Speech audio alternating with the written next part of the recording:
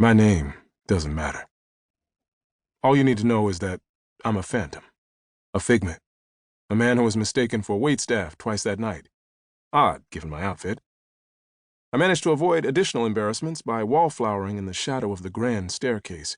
Their cheeks pink from Southern comfort, the partners, or shareholders, as the firm called them, stood chatting in clusters around the dining room. I had been invited by my law firm's leaders to attend their annual party at Octavia Whitmore's mansion on the Avenue of Streetcars. It was a highlight of my life, an honor for a lowly associate just to be invited, although I was surprised to be told to show up in a costume. Rough fabric chafed against my collarbone. I was dressed as a Roman centurion. I had rented the mega deluxe option, no expense spared. Full tunic of lamb's wool, leather sandals, and 5, count 'em, 5, Hollywood prop-grade weapons. A sword, a javelin, a bow and arrow, a shield, and a dagger.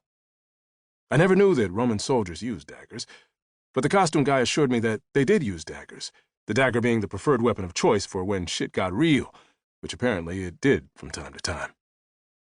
The first floor of Octavia's mansion was a series of large rooms. Playful notes of sandalwood and jasmine lingered in the foyer. I spotted my fellow black associate Franklin beyond that entryway. Franklin, who got white girl drunk at every firm function, karaoke'd "I Feel Pretty" into a microphone. Franklin had come wearing the perfect icebreaker. He wore a white smock and a black bow tie, the uniform of every black busboy and waiter at every old-line restaurant in the city. Café de Réfugiés, Carnation Room, Pierre's. No, not Pierre's. There were no brothers at Pierre's. I wasn't sure what must have been more mortifying for Franklin, that he was singing so poorly or that no one paid him any mind. It couldn't have helped that he was too black to be pretty. My frenemy, good old backslapping Riley, was bent over a table giving the managing shareholder, Jack Armbruster, a foot massage. Sweat made Riley's bald head glow. He looked like a scoop of chocolate ice cream melting under the parlor lights.